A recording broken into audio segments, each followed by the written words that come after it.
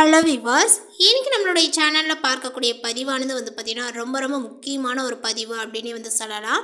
குபேர வசிய வழிபாடானது எப்படி செய்யணும், இது எந்த நேரத்தில் செய்யணும் அப்படிங்கிறது குறித்து தாங்க இந்த பதிவில் நம்ம பார்க்க இருக்கோம்.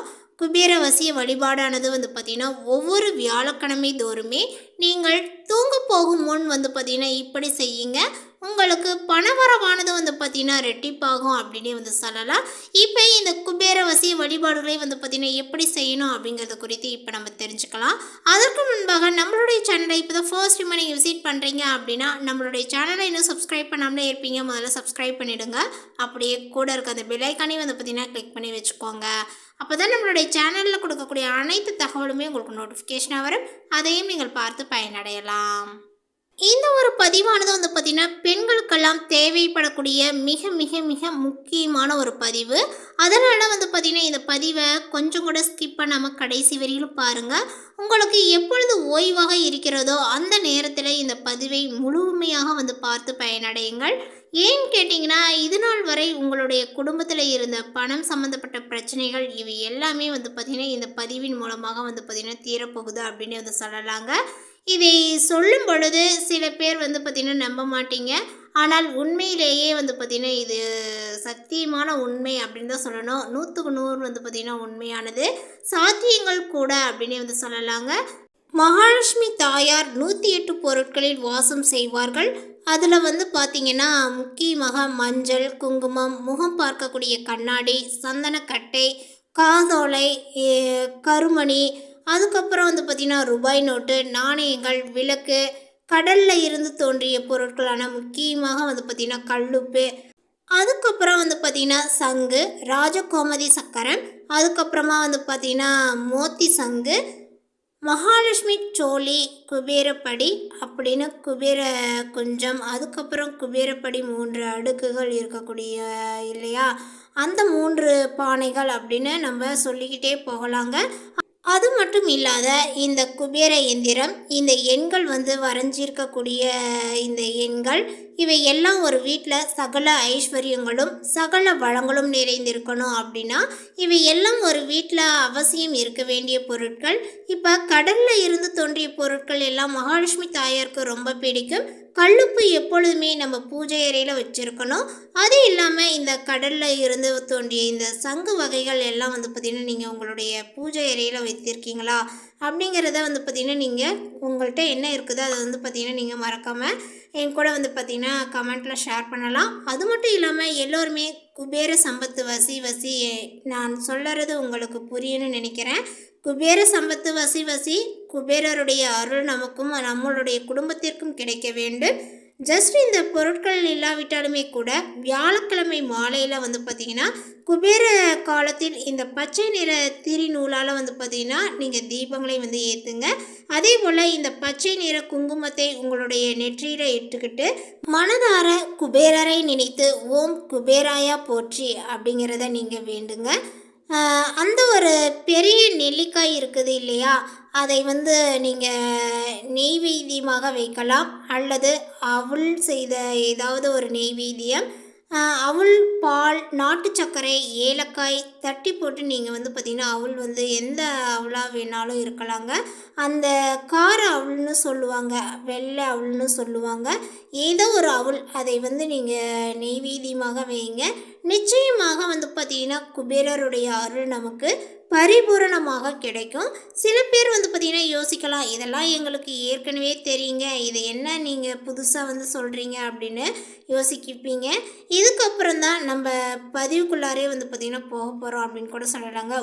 ஒவ்வொரு வியாழக்கிழமையும் இரவு உங்களுடைய பூஜை அறையில் நீங்கள் முகம் பார்க்கும் கண்ணாடிக்கு முன்பு வைக்க வேண்டிய ஒரே ஒரு பொருள், அது என்ன, அதை எப்படி நீங்கள் வைக்கணும் அப்படிங்கிறது தான் இப்போ நம்ம பார்க்க போகிறோம். வாங்க பதிவுக்குள்ளே போகலாம்.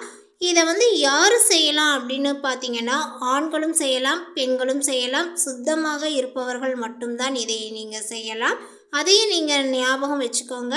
ஒவ்வொரு வியாழக்கிழமையும் குபேர காலத்தில், அதாவது மாலை 5:30 மணியில் இருந்து நீங்கள் இரவு எத்தனை மணி வேணாலும் பார்த்திங்கன்னா நீங்கள் செய்யலாங்க. 5:30 இருந்து 8:30 வரை பார்த்திங்கன்னா குபேர காலம். 8 மணியில இருந்து 9 மணி வரை வந்து பார்த்தீங்கன்னா குருக்கோரை. ஸோ நீங்கள் அந்த நேரத்தில் இதை உங்கள் பூஜை அறையில் அமர்ந்து செஞ்சீங்கன்னா ரொம்ப நல்லது. நீங்கள் தரையில் வந்து பார்த்தீங்கன்னா சமணம் இட்டு அமரலாம், அல்லது கீழே அமர முடியாது அப்படிங்கிறவங்க சேர்லையும் நீங்கள் அமர்ந்து கொள்ளலாம். 2 கைகளையும் நீங்கள் குபேர முத்திரையில் வந்து பார்த்தீங்கன்னா வைத்துக்கோங்க. உங்கள் கைகளை வந்து பார்த்தீங்கன்னா கீழே சமணமிட்டு அமர்ந்தீங்கன்னா உங்கள் முட்டி மேலே மடக்கி வச்சிடுங்க. இல்லைன்னா கால்களை வந்து பார்த்தீங்கன்னா ஸோ ஸோ உங்கள் முட்டி மேலே இதை வச்சுக்கோங்க. சேரில் அமர்ந்தீங்கன்னா உங்கள் மடி மேலேயே வந்து பார்த்தீங்கன்னா இப்படி கைகளை வச்சுட்டு 2 கைகளிலும் குபேர முத்திரையை வந்து பார்த்தீங்கன்னா வைக்கணும். குபேர முத்திரை அப்படிங்கிறது ரொம்ப ரொம்ப ரொம்ப எளிது.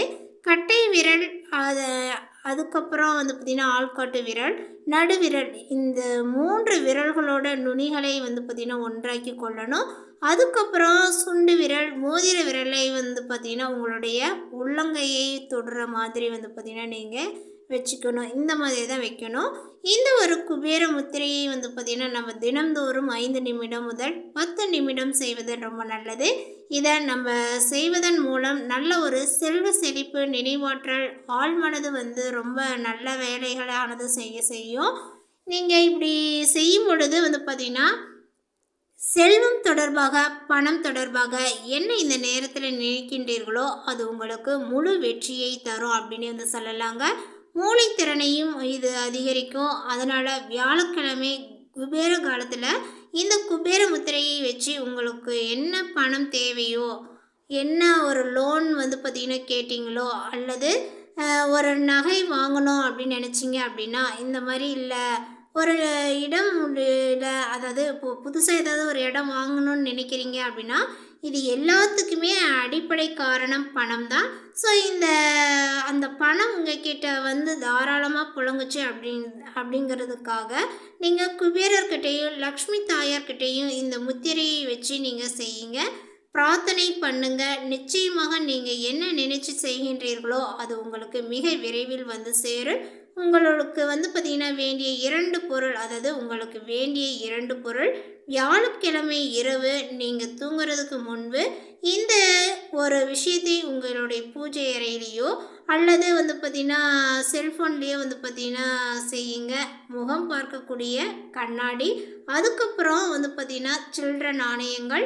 இந்த நாணயங்கள் வந்து நீங்கள் குபேர பூஜை செய்வதற்கு 108 காசுகள் வச்சுருந்தீங்கன்னா நீங்கள் அதையே வந்து பார்த்திங்கன்னா பயன்படுத்திக்கலாம். அல்லது பூஜை ரூமில் நான் வந்து சில்லற காசுகள் எல்லாம் ஒரு கிண்ணத்தில் போட்டு வச்சுருக்கிறேன் அப்படின்னா நீங்கள் அதை கூட பயன்படுத்திக்கலாம். அப்படி இல்லைன்னா ரூபாய் நோட்டுகள் ஏதாவது நான் வந்து சேர்த்து வச்சுருக்கேன் அப்படின்னா நீங்கள் அதையும் கூட பயன்படுத்திக்கலாம். ஆக மொத்தத்தில் ரூபாய் நோட்டோ சில்லறை நாணயங்களோ உங்களுக்கு தேவை. அதை இது மாதிரி கண்ணாடி கிண்ணத்திலேயோ அல்லது இந்த மாதிரி வந்து பார்த்திங்கன்னா பித்தளை, வெள்ளி இந்த மாதிரி ஒரு பவுலில் வந்து போட்டு கூட நீங்கள் வச்சுக்கோங்க. இந்த கண்ணாடி அப்படிங்கிறது நீங்கள் வந்து உங்களுடைய பெட்ரூமில் இருக்கக்கூடிய கண்ணாடி எடுத்துகிட்டு வரக்கூடாது. பூஜை அறைக்கு பூஜை செய்யக்கூடிய பர்பஸ்க்குன்னு சில கண்ணாடிகள் பயன்படுத்துவோம் இல்லையா, அதை தான் நீங்கள் வந்து பயன்படுத்தணும். ஸோ நீங்கள் செய்ய வேண்டியது என்ன அப்படின்னு பார்த்தீங்கன்னா, இந்த கண்ணாடியை வந்து நீங்கள் வடக்கு முகமாக வைக்கணும். இந்த கண்ணாடி வந்து வடக்கு பார்த்து இருக்கணும், சரிங்களா? இந்த கண்ணாடி வடக்கு திசை பார்த்து இருப்பதனால சில்லற நாணயங்கள் இதற்கு முன்பு இருக்கணும். ஸோ இந்த நாணயங்களோட வந்து பார்த்திங்கன்னா இமேஜ் வந்து இந்த கண்ணாடியிலேயே வந்து பார்த்திங்கன்னா தெரியணும். அதாவது அந்த சில்லறை நாணயங்கள் வைக்கிறீங்களா, அந்த ஒரு சில்லறை நாணயங்கள் அந்த கண்ணாடியினுடைய பிரதிபலிப்பில் வந்து தெரியணுங்க. கொஞ்சம் ஹைட் கம்மியாக இருக்குதுன்னா நீங்கள் இதுக்கு கீழே ஏதாவது வந்து பார்த்திங்கன்னா ஸ்டாண்ட் வச்சு இப்படி தெரிகிற மாதிரி வந்து பார்த்திங்கன்னா நீங்கள் வச்சுக்கோங்க. இதை மட்டும் நீங்கள் செய்யுங்க. இதை வச்சுட்டு என்றைக்குமே உங்கள் வீட்டில் இதை போல் வந்து பார்த்திங்கன்னா செல்வங்கள் வந்து சேர்த்துக்கிட்டே இருக்கணும் அப்படிங்கிறத நீங்கள் வேண்டிக்கோங்க.